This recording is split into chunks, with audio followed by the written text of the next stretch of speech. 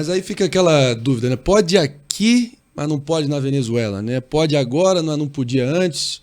Essa postura vacilante, essa hesitação do Lula, talvez faltar com uma clareza moral do que são de fato... Tem democracias e democracias, ditaduras e ditaduras para ele. E isso acaba, querendo ou não, a colher da política bota... Sim, é enfiada na sopa da economia, né? E tem reflexos uma com a outra, né? Como é que vocês viram a atuação do Lula de modo geral nesse alinhamento com o Maduro mais recentemente e se isso teve algum impacto econômico para o Brasil no médio prazo? Quer comentar, Léo? Eu acho completo absurdo. Não adianta você dizer que é contra ditaduras, que não favorece ditaduras, e de repente... você não quer se encontrar com o Zelensky, ele chega lá e você finge que não percebe que ele está na sala, né? Finge, porque obviamente era nítido que ele estava ali, não levanta, não cumprimenta. Ah, mas depois o Zelensky que não quis encontrar o Lula. Tudo bem, o cara teve o país, né? O presidente teve o país invadido, atacado, e aí você faz uma série de críticas dizendo, né? É aquela imitação que eu gosto muito que você faz, dizendo que vai acabar com 2 goles de cerveja. E aí na semana seguinte, você vai e recebe o Maduro. Ah, mas estava recebendo outros líderes da América Latina.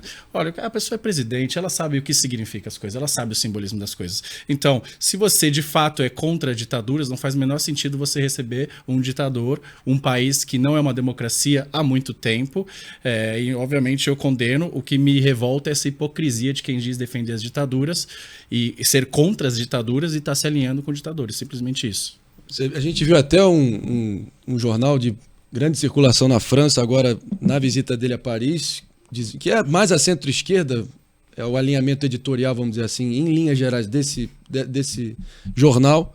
Me corrija se eu estiver errado, mas essa é a impressão que eu tive, condenando essa postura do Lula no cenário global. Como é que você está vendo por enquanto? Eu tendo a não olhar para as relações internacionais em termos de moral. Acho que relação internacional é espaço de poder. E aqui eu estou com John Mearsheimer, da insuspeita Universidade de Chicago. Né? Então, relações internacionais, elas são um espaço de exercício de poder e ganha quem tem maior poder militar, quem tem maior poder econômico, maior poder cultural. O ponto da recepção calorosa que o Lula fez para o Maduro, eu enxergo num contexto, e aí eu vou já provocar, acho que talvez essa seja a primeira diferença que a gente tem aqui, que não dá para entender a recepção que ele deu descontextualizada de todas as viagens que ele fez. Então, Lula inicia o governo, vai para a Argentina, vai para os Estados Unidos, depois vai para a China. Ele vai fazendo um circuito que ele se conclui com a recepção do Maduro. E sabe qual foi o curioso? Ele falou de criar, eventualmente, uma moeda entre o Brasil e China, e isso gerou uma baita repercussão. Ele recebe aquele que é tido como um ditador dentro da América Latina, faz o afago que faz e não tem nenhuma reação. Qual que é a minha leitura disso? Independente da questão de quão determinante, a questão de ser ditadura ou não para as relações internacionais, a minha interpretação o Lula costurou exatamente a posição do Brasil como uma liderança para estabilizar a região.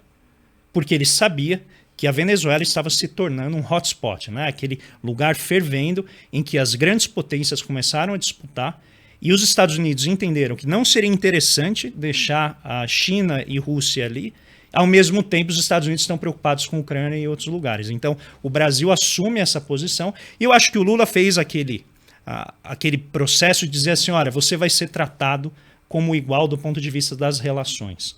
E isso, obviamente, gera aqui no Brasil, sempre que a gente trata de Venezuela, gera as reações mais incendiárias, incendiadas possível. Mas essa é a minha... Quer comentar, Léo? Claro, isso para mim é hipocrisia. É assim, qual que é o meu problema com muitos da esquerda? Não todos, tá? Acho que tem quadros bons lá, etc.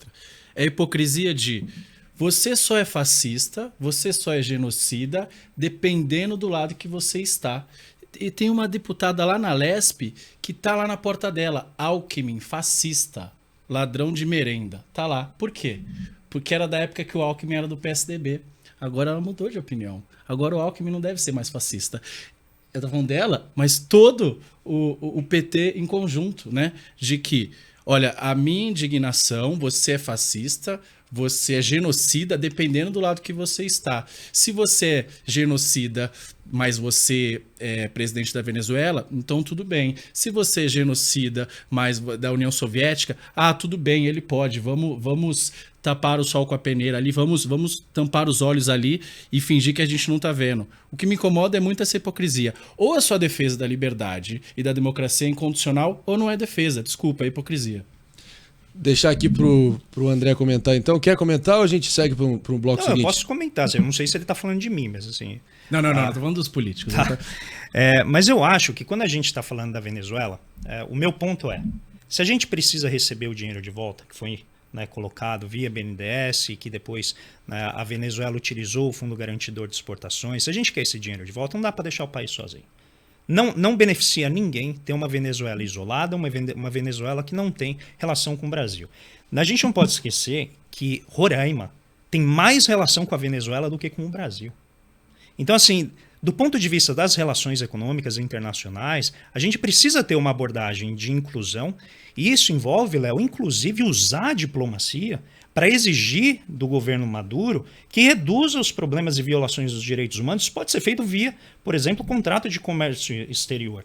Então, não se trata exclusivamente de passar a mão na cabeça, aceitar ou não. A questão é, do ponto de vista das relações internacionais, a gente tem que ter um papel de inclusão, assumir a liderança para que a gente possa estabilizar a região e explorar os ganhos econômicos que pode ter em cima de uma relação proveitosa com a Venezuela. Eu concordo, desde que ele tivesse cumprimentado um país que teve um presidente que teve o país seu invadido. Aí, se ele não fez isso, é hipocrisia. Então, mas por que me parece que o Biden também não levantou? Não, aí eu não estou falando da hipocrisia dos outros países. Eu sei, Léo, mas o meu ponto é, se a gente vai exigir um tipo de tratamento do nosso líder... Eu sei, mas a gente também pode exigir a mesma coerência do Biden, porque o Biden tem a mesma perspectiva moralista, muitas vezes. Mas o presidente do Brasil é o Lula, não é o Biden. Então, mas a questão é, ele foi o único que não fez isso? Assim, dá pra gente saber se ele foi o único que não se levantou para ir cumprimentar o Zelensky? Acho que não, né? Sim, mas a gente está preocupado com o nosso país, em primeiro lugar. Depois a gente pode discutir os outros.